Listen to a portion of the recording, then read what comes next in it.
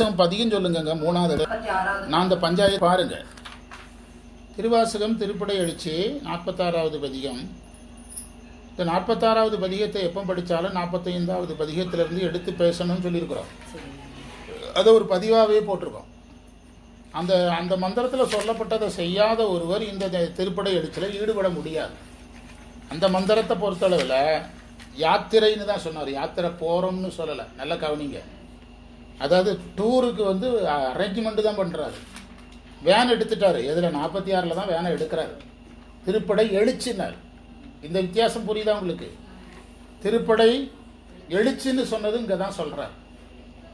உண்மையான March past எது தான்? எழுச்சி தான். அது யாத்திரைக்கான ஏற்பாடாகி ஃபில்டர் பண்ணி கடைசியில் யாரெல்லாம் வர்றாங்கங்கிறத கண்டுபிடிச்சது தான் எது?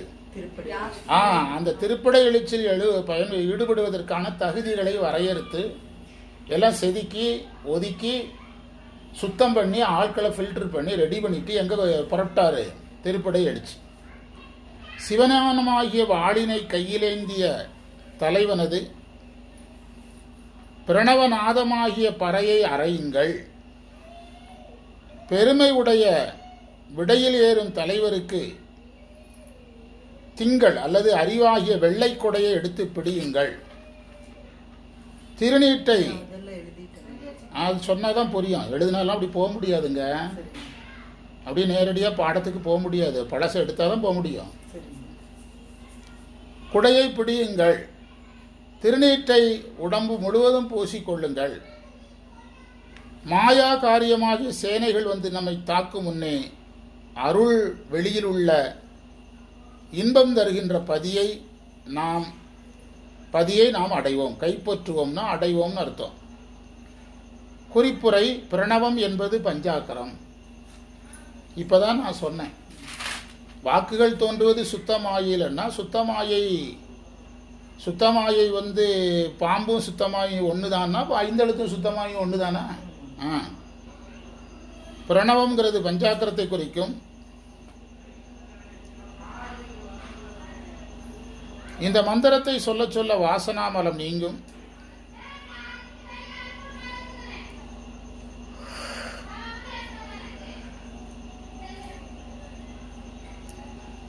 இறைவனுடைய வெண்குடை பதிஞானத்தால் இறைவன் விளங்குவதை குறிக்கும்.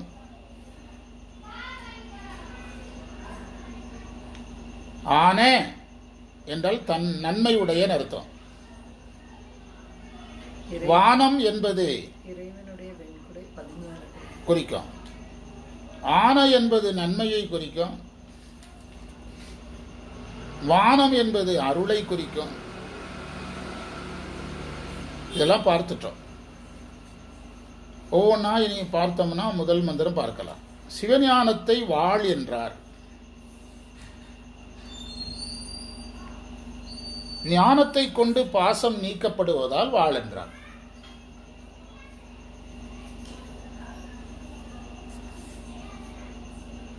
பாச நீக்கத்தின் பிறகு சிவப்பேறு என்பதால் பாசத்தை நீக்குகின்ற ஞானத்தை வாழ் என்று சொன்னார்.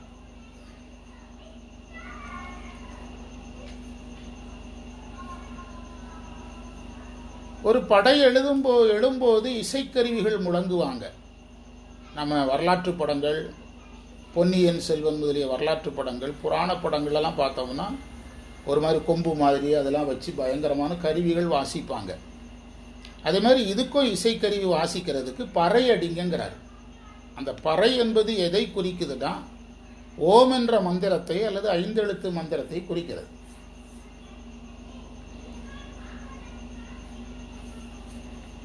எல்லாரும் இந்த உடம்போட தான் இந்த யாத்திரையில கலந்துக்கிடுறாங்க. சைவ சித்தாந்தப்படி உடம்பு இருக்குதுன்னா என்ன இருக்குது? வாசனாமலம் இருக்குதுன்னு அர்த்தம்.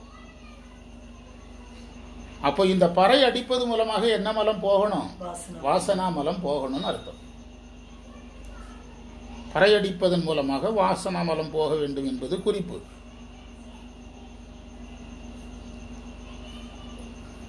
அடுத்து இறைவனை இடப வாகனனாக கூறுகிறது.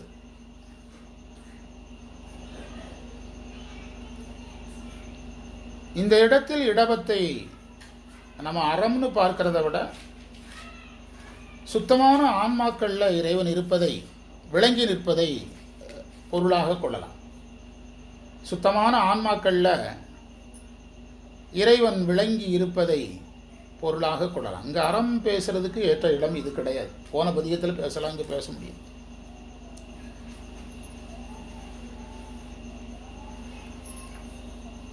நாம் ஒரு மழை பெய்கிற நேரத்தில் ஒரு கொடையை பிடிச்சிட்டு போனோம்னா நாம் எதுக்குள்ளே அடங்குறோம்? அதே மாதிரி இறைவனுக்கு ஞானவாள் ஏந்து மையர் நாத பறையறை மீன் மானமா ஏறுமையர் மதி வெண் குடை கவிமீன். சந்திரனை போன்ற குடையை பிடிங்கிறாரு.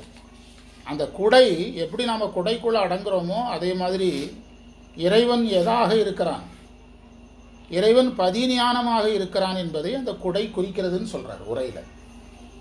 இப்போ நம்ம சாமிக்கு கொடை பிடிக்கிறோம்ல, ராத்திரி போனாலும் கொடை பிடிக்கிறோம், பகலில் போனாலும் கொடை பிடிக்கிறோம். நமக்கு கொடை பிடிக்கிறதுக்கும் அவருக்கு கொடை பிடிக்கிறதுக்குள்ள வித்தியாசம் இதுதான். நமக்கு கொடை பிடிக்கிறதுக்கு வெயில் அடிக்காமல் இருக்க, மழை தாக்காமல். இறைவனுக்கு கொடை பிடிப்பது அது ஒரு அடையாளம். என்னது?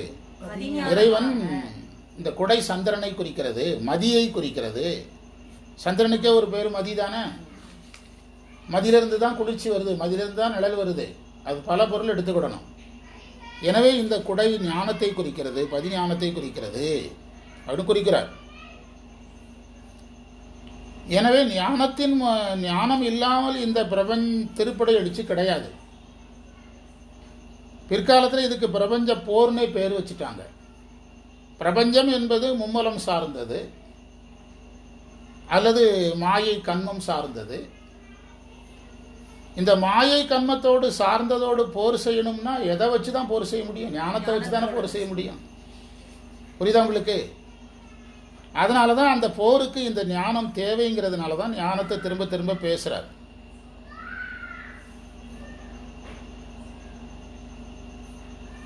உடம்பு முழுவதும் திருநீறு பூசிக்கொள்ளுங்கள் என்று சொல்லுவது திருநீற்று பதிகத்தில் திருநீருக்கு என்னென்ன சிறப்பு சொல்லுதோ அந்த சிறப்பையெல்லாம் நாம் அடையணும். குறிப்பாக திருநீர் பூசுவதன் மூலம் ஆணவ மூலமே போகும்னு சொல்றாங்க. மந்திரமாவது நீரு, இங்க மந்திரம் தானே வந்துட்டு இருக்குது. வானவர் மேலது நீரு, சுந்தரமாவது நீரு, துதிக்கப்படுவது நீரு, தந்திரமாவது நீரு, சமயத்தில் உள்ளது நீரு அப்படின்னு அந்த திருநீருக்குள்ள போனீங்கன்னா அந்த பதியம் சொல்ற அத்தனை நன்மைகளையும் தரணும். எதை பூசிக்கிடுங்கிறாரு? திருநீரு பூசிக்கிடுங்க. வேதத்தில் உள்ளது நீரு. வெந்துயர்னாலே ஆணவமலத்திலிருந்து தானே துயரங்கள் வருது. வெந்துயர் தீர்ப்பது நீரு, போதம் தருவது நீரு. போதம்னா ஞானம். ஞானத்தை திருநீர் தரணும்னா எது போனாதான் ஞானம் வரும்? அது நீங்க எப்படி சுத்தினாலும் அந்த பொருள் வந்துடும். நம்ம வரும்னு நம்பி சொல்லணும். போதம் தருவது நீரு, புண்ணியம் தருவது நீரு, போதத் தருவது உண்மையில் உள்ளது நீரு. அதெல்லாம் நீங்க எடுத்தீங்கனாலே இந்த பொருள் வந்து அதான் திருநீர் பூசுங்கிறார். இந்த திருநீர் பூசுதல் என்ற இடத்தில் திருநீற்று பதிகம் முழுவதையும் பொருத்தி படிக்கணும்.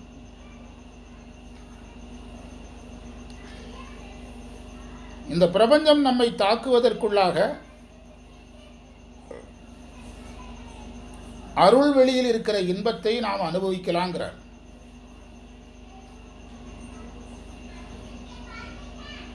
பிரபஞ்சம் என்று சொன்னது மாயை, குறிப்பாக மாயை தான். ஆணவ மூலம் உயிரில் இருக்கு, பிரபஞ்சத்தில் இல்லை.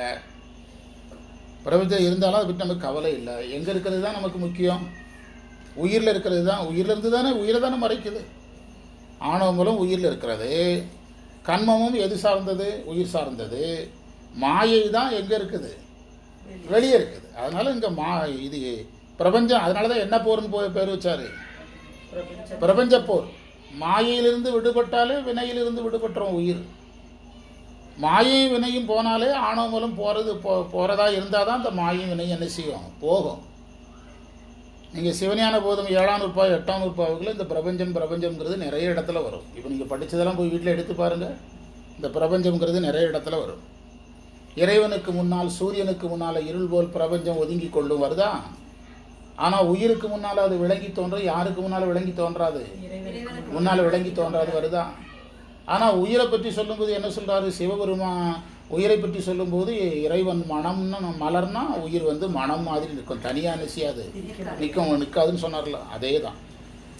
அதனால இந்த இடத்துல வந்து இந்த மாயை வந்து நம்ம தாக்குறதுக்கு முன்னால தான், மாயை படையாக வருவதற்கு முன்பு தான் இவர் சில ஆயுதங்களை கையில் எடுத்தார். ஞானம் வாழ்ங்கிற ஒரு ஆயுதம், அதுக்கு பிறகு இறைவனே நம்ம கூட இருக்கிறாரு, திரும்பவும் ஞானம்ங்கிற ஆயுதம், திருநீருங்கிற ஆயுதம். அதனால் அந்த படை வந்து நம்மளை தாக்க முடியாது. அதுக்குள்ள நம்ம அருளை அடையணும், துரிய நிலை, இன்பத்தை அடையணும், துரியாதீத நிலை. சுருக்கமாக சொன்னால் அம்மை அருளையும் சிவன் அருளையும் பெறணும். சிவஞான போதப்படி சொன்னால் 10ஆம் நூற்பாவில் சொல்லப்பட்ட ஏகனாகி இறைவனின் என்னது அவனே தானே காணும் கண்ணுக்கு காட்டும் உள்ளம்போல் 11 காணும் கண்ணுக்கு காட்டும் உள்ளம்போல் காண உள்ளத்தை கண்டு காட்டலின் அயரா அன்பின் அறங்கள் செல்லுமே. அவனே தானே அன்னறி ஏகனாகி இறைவனி நிற்க. பாருங்க, மலம் மாயை தன்னோடு, அதைத்தாங்க. அதனால தான் போருங்கிறாரு. நீங்கள் மாயை தானே சொல்கிறாருன்னா, மாயை சொன்னால் 3 எடுத்துக்கணும், ஒரு மலம் சொன்னால் 2 மலம் எடுக்கணும். இங்கே இருக்கிறவங்க யார்? பிரளயாகலரா, விஞ்ஞானகலரா, சகலரா? சகலர் தானே. சகலர்கிட்ட தானே பேசிகிட்டு இருக்கிறாரு. அப்போ எந்த 10 மலத்துக்குரியவர்கள்? வாசனைனால எத்தனைக்கு உரியவர்கள்? மும்மல வாசனைக்கு. ஆணவமலம் எல்லாமே ஒடுங்கி இருக்குது. இந்த மாயை கண்மமும் வாசனை அளவில் இருக்குது. இப்போ கரெக்டாக பொருந்துதான் பாருங்க. 10ஆம் நூற்பா அவனே தானே அந்நெறி ஏகனாகி இறைவனி நிற்க மலம் மாயை தன்னோடு வல்வினை இன்றே. நிற்கனாரு, நின்னாதான் அர்த்தம். அதற்கு பிறகுதான் அதுக்கு அடுத்த மந்திரத்தில் போய் காணும் கண்ணுக்கு காட்டும் விழும்போல் காண உள்ளத்தை கண்டு காட்டலையும் அயரான்பின் அரங்களை செல்வம் என்று 10ல் துரியம் 11ல் துரியாதீதம், 2ஐயும் நாம் அடையணும் வாங்கன்னு கூப்பிடுறாரு.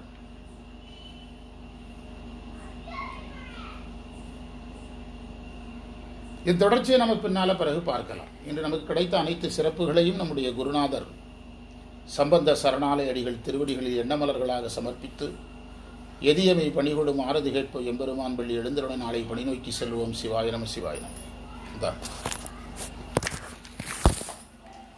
செல் எடுத்துக்கிடுங்க.